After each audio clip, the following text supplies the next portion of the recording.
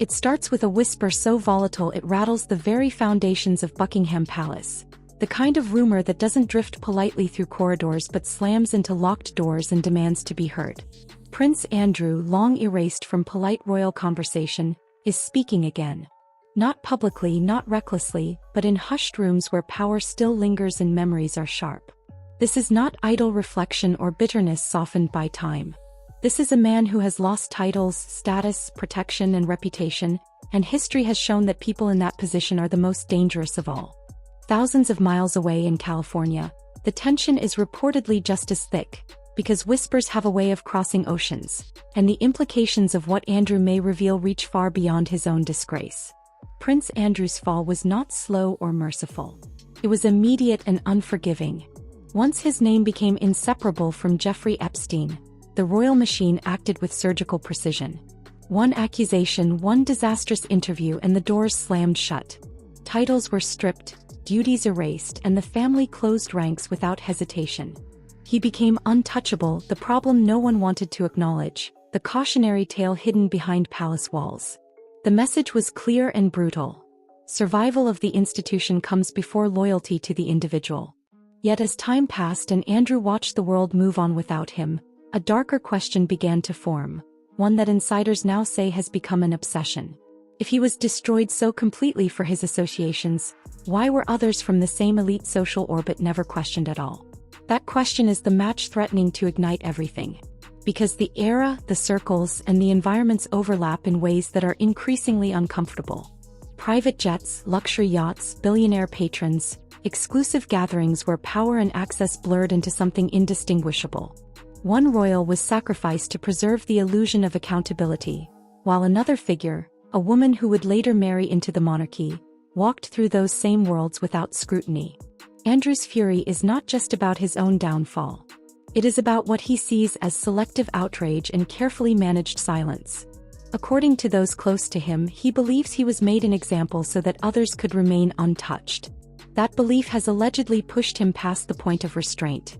Andrew is said to be reminding friends that he remembers names, dates, faces, and rooms. He knows who attended what, who arrived quietly, who left early, and who was never meant to be seen at all. Most unsettling of all is the suggestion that his knowledge doesn't stop at casual overlap but extends into connections that could radically alter how certain royal relationships are perceived. The idea being whispered is not that Meghan Markle stumbled innocently into royal life, but that she moved within elite networks long before Prince Harry entered the picture, guided and positioned rather than discovered by chance. Once the Epstein shadow is invoked, everything shifts. The name alone carries a weight that reshapes any narrative it touches. Photographs, travel patterns, and social ties that once seemed meaningless suddenly demand explanation. Meghan's presence on a yacht in 2014, within circles adjacent to Epstein's known associates, has been dismissed by many as coincidence, yet coincidences lose their innocence when they repeat. Even more unsettling is the quiet revelation that Virginia Giuffre's legal team once considered Meghan Markle as a potential witness. That single detail raises a cascade of questions, because witnesses are not random figures pulled from thin air. They are people believed to have seen something, known someone, or moved within the same orbit. This is where palace silence begins to feel less like dignity and more like fear. Because if Meghan's name were ever formally entangled in Epstein-era documentation, the consequences would ripple far beyond personal reputation. It would expose systemic failures, uncomfortable truths about access, and a monarchy that failed to scrutinize who it welcomed into its most visible spaces.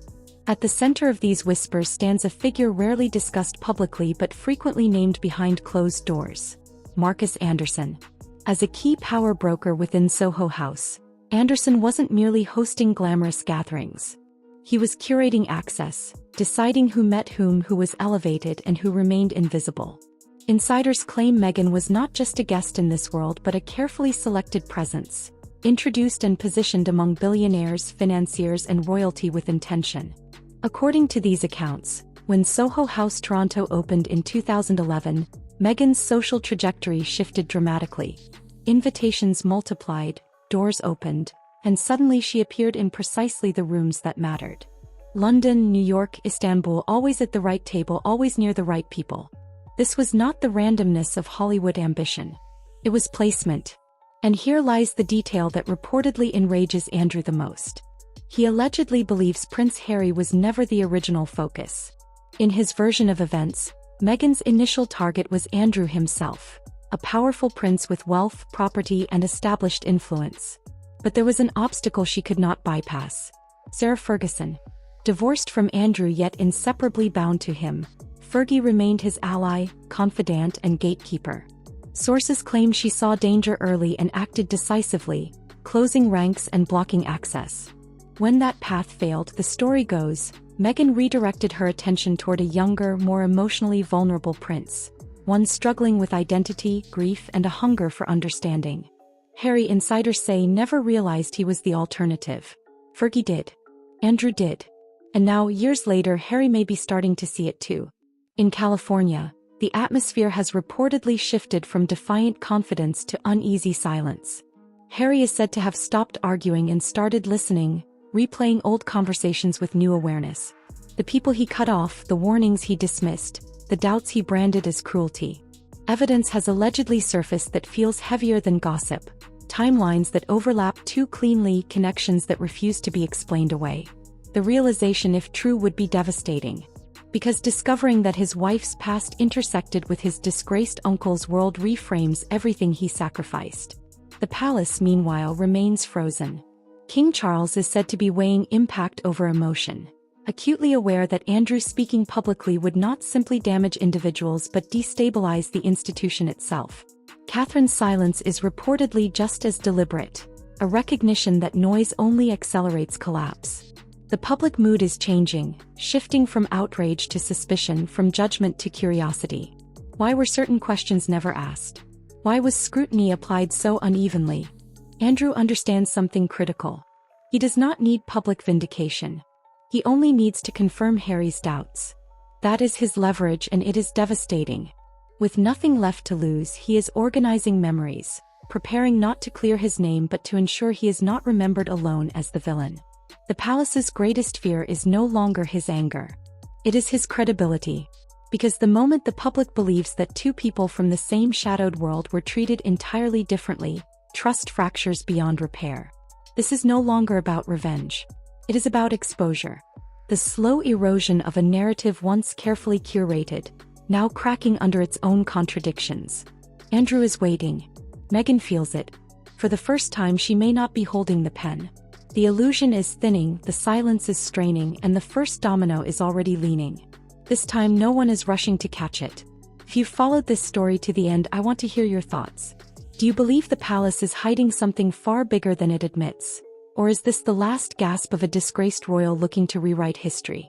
Where do you think the truth really lies, and what happens if Andrew finally speaks? Share your perspective in the comments. And if you found this breakdown compelling, make sure to like the video, subscribe to the channel, and turn on notifications so you don't miss what comes next.